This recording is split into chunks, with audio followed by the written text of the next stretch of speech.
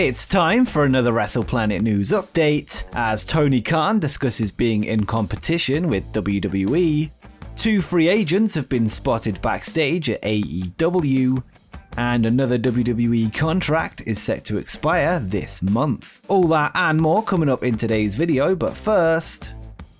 On the Warner Media Careers page, an interesting vacancy has popped up. They are currently looking for a director of scripted development and programming who will be specifically assigned to All Elite Wrestling. The posting reads as follows. Starting in August 2021, AEW is expanding from one 2-hour weekly live show to a second weekly live 1-hour show, as well as adding quarterly specials. As well, we have 4 other AEW series in various stages of development, including Roads to the Top to be launched this year, and are helping them expand into various ancillary businesses such as comics, NFTs, EST distribution, streaming, etc. The candidates require experience at the executive level in the television industry with a particular focus on wrestling. It'll be interesting to see who ends up in the role and if it'll be a name that we all recognize.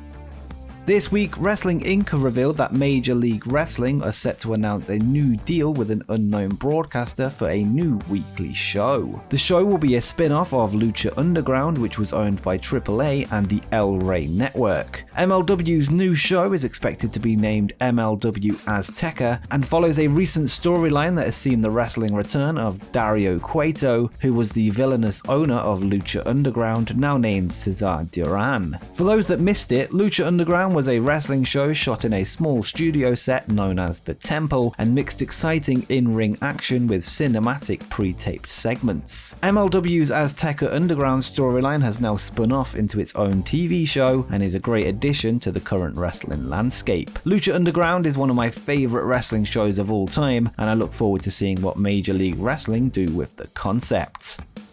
Tamyra Mensah-Stock made history this week, becoming the first American black woman to win a wrestling gold medal in the Olympics after a tremendous performance in the 68 kilo freestyle final. Later, Tamyra spoke after the event and was asked if she'd ever be interested in signing for WWE. She replied that she wants to, before the interviewer told Vince McMahon that he hopes he's watching. WWE then wrote an article on the story, pondering whether Mensah-Stock could follow in the footsteps of stars such as Kurt Angle, Chad Gable and Ronda Rousey, all of who were former Olympic wrestlers. Much like Angle, Tamyra has a gold medal and it seems WWE have their eye on her. Could she be heading to the WWE Performance Center soon? Only time will tell.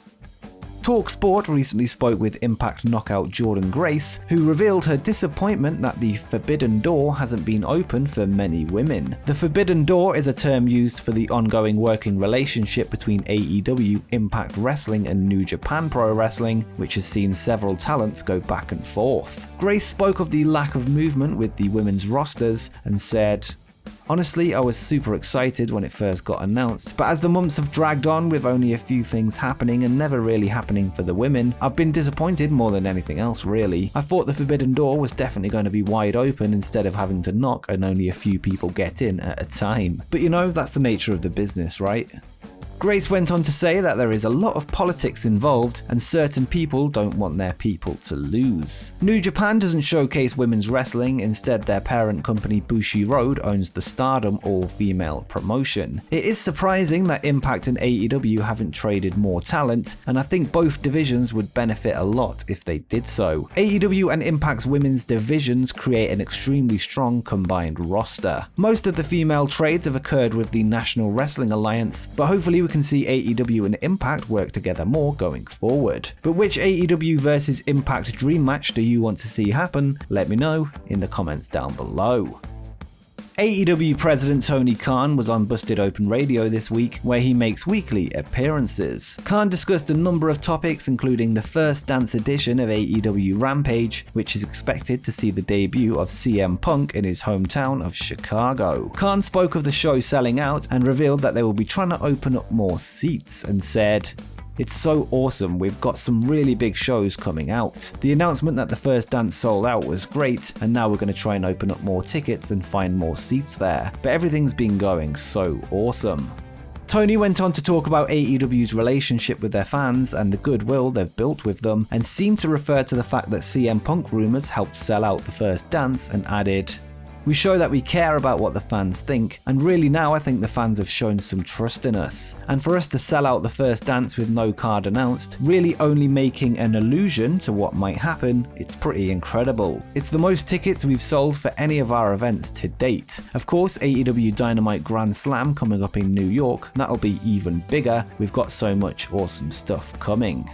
He then went on to discuss the competition between WWE and AEW and called AEW's current momentum a dream come true, revealing that this was his pitch with TNT 3 years ago, and said, "3 years ago, I was in TNT's office. I hadn't signed a single wrestler, and I was telling them, we can do this. We can recreate the competition in wrestling that will rise wrestling as a whole. And really, wrestling fans, things changed a lot when the internet came around. People learned a lot about the happenings of wrestling and how a lot of things are done. And then everybody became an internet expert, but in a good way, like we should embrace it."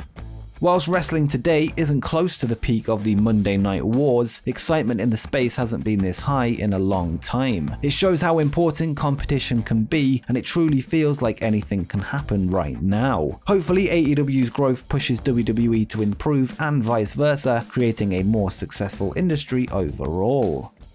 Next up, we have a follow-up from the story we covered the other day, which was a report from Cassidy Haynes from Body Slam. The report stated that the feeling within WWE was that the upcoming SummerSlam event in Las Vegas could be cancelled and moved to the Thunderdome, with WWE anticipating the shutdown of mass gatherings due to the rising COVID-19 cases. We now have an update from Andrew Zarian, who has reached out to the Allegiant Stadium in Las Vegas, where the event will be hosted, and was informed that the event, as of Thursday, is still happening as planned. Of course, this could always change depending on if local restrictions are tightened, but for now it seems like it's business as usual. And speaking of SummerSlam, another match has been added to the card, with the SmackDown Tag Team Championships set to be defended. The Usos will put their titles on the line against the Mysterios, which is of course Rey and his son Dominic. And quickly, just before we continue, make sure you scroll down and drop a like and subscribe with notifications turned on so you don't miss any upcoming wrestling content as we head towards 20,000 subscribers. But now that you've done that, let's get on with the rest of the video.